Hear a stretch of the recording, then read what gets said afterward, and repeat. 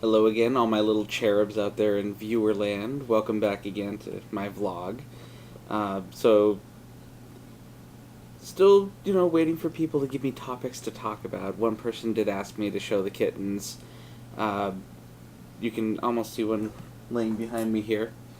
The other one's over here, kind of laying down. I don't really want to interrupt them because they tend to get a little rambunctious if you touch them at all. Uh, but that was the one request that I had from Liz, and because she's actually the one that gave Mike the kittens, they're not actually mine. But all right, I'll show them to you. All right, hang on. All right. So this is Kieran. No, look at the camera. Look at the camera. Look. Okay, well, he's not really wanting to cooperate. This is Kieran. He was this teeny little fuzzball. Now he's huge. And behind me over here is Ash. Anyway, you wanted to see? There he is. Alright, go back over there. There. I fulfilled my duty as requested. I did have pictures of them when they were much smaller on my Facebook. And you can, for anybody that has seen them when they were much smaller, you can see that they've about tripled in size. They're much, much bigger. Must be the food. Who knows? Maybe I just feed them too much. I probably do. I spoil my animals. No, they're technically not my animals. But I spoil them anyway. If I had kids, they'd be spoiled. They'd rotten. It would be awful. I'm sure they'd be horrible, horrible kids because I would just constantly spoil them. Oh well. It's probably good I don't have kids. I couldn't imagine more of me running around. That'd be terrifying. I remember what I was like as a kid, and I would not want to deal with that. My father used to get so pissed at me because I loved hot dogs. I absolutely loved hot dogs. And we always had them in the fridge. So I would just go to the fridge in like the middle of the night or whatever, and I'd just grab a hot dog and I'd bring it back to my bed and I'd eat it. But I'd never eat the whole thing. I'd only eat like half of it. The rest of it would end up under my pillow. Sometimes after school, I'd sit on the couch and I'd just eat a hot dog. But again, never eat the whole thing. The rest of it would go behind the couch. My father used to get so angry at me for that because he'd find it like a week later. There's this half-eaten hot dog behind the couch. He also used to get pissed at me because I would, as a kid, I used to drink ketchup out of the bottle, and he didn't like that very much. I was a strange child, I know. It's why I'm glad that I don't have to deal with little me's, because I'm sure it'd be just as bad. Those were the good times in my life. I remember those days. They were fun. One really good memory I have, it's really funny. My father likes to tell this story. So we had this old Electrolux vacuum, and any of you that are old enough understand what I'm talking about, the old vacuum with the like cloth tube that came off. And my father was vacuuming out the car. It was spring, so there was still like slush and stuff on the ground. And he put the hose of the vacuum down for not more than it couldn't have been more than like 10 seconds. I'd been staring at this puddle beside the car that was full of slush. And I decided that the puddle was dirty. And since, of course, my father was vacuuming the car because it was dirty, I decided to vacuum the puddle.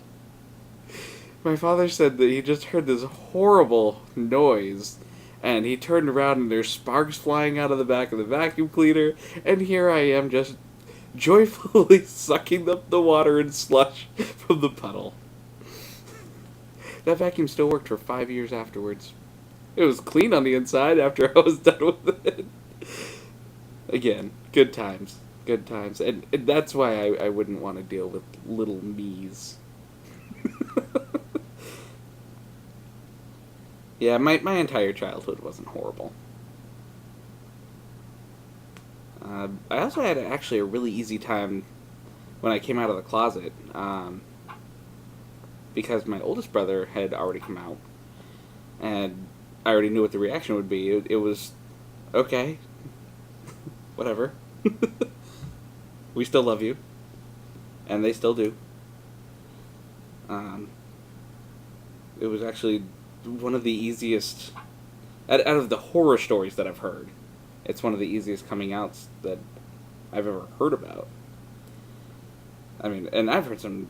I know some people have had some really rough times where people they were disowned by their parents and awful, awful things. I was very, very lucky to have such a loving family, and if any of my family members are watching this, and I'm sure you are, I love you all, and I thank you always for your support. You all have been awesome. My sister Michelle, I know you're going to watch this, so I love you. You are my rock. And you're always there with the right words. Like, you posted on your Facebook today something that kind of struck a chord with me. You said, we can always start over. And you know what? You're right. We can. We can always start over. And I'm sorry for confusing you with the mulligan comment. But that really struck a chord with me today, and it made me realize that, even though we go through some rough times, sometimes we just don't want to do it anymore, that there's always a silver lining. Something good is always bound to come next. And that's, I think it was the right words at the right time. Which you've always done for me.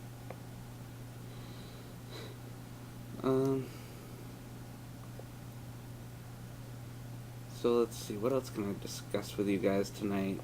It was a rough day at work. We ended up getting, I work at McDonald's, I'm an assistant manager. And today, we ended up getting 3 buses all at once, as well as all of the parents of the kids that were at the game, and we just weren't ready for it. It was awful, to be quite honest. Anybody that's ever worked in fast food knows exactly what I'm talking about. And this was after my store manager was like, oh yeah, all the games are away tonight, you won't have any buses. Yeah, right. Till we get our asses handed to us for about an hour. But we got through it. Wasn't fun, but we got through it. So getting closer to the move, still a little nervous. I'm actually getting a little more nervous the closer I get. It's going to be a big change for me.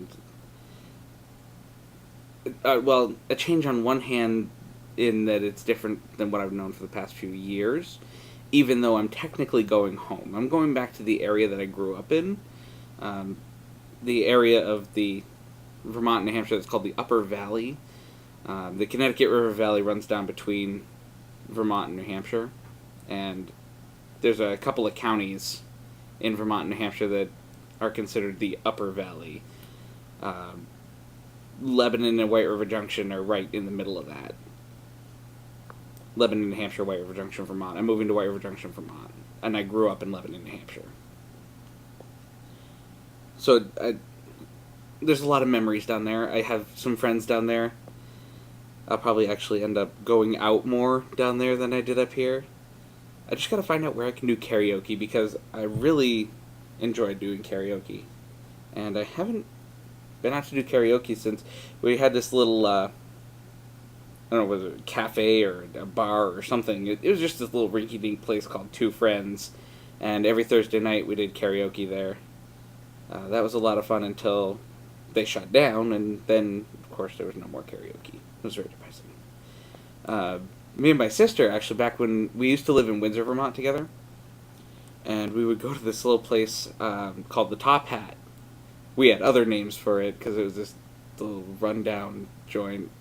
I think we called it like the Rusty Nail or something terrible. But we used to go in there and show all of them how to sing. It was fantastic.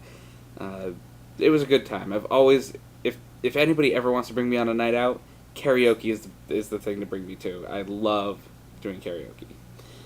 When I went on my cruise this year, I got to do karaoke one of the nights. That was a lot of fun.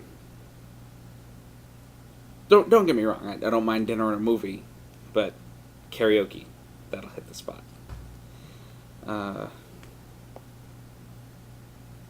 Running out of things to say, which is probably okay because I'm kind of running out of time anyway. So we're going to go ahead and cut this off now. And again, if you want me to talk about anything particular, if you have any questions, email me, Facebook me, message me on YouTube. You know, I've got lots of ways to get a hold of me. And I will definitely be happy to discuss topics, to answer questions. Just let me know what you want to know, and I will tell you. Until next time then, I love you all. Be safe. And remember, no matter what happens, you can always start over. Thank you, and good night.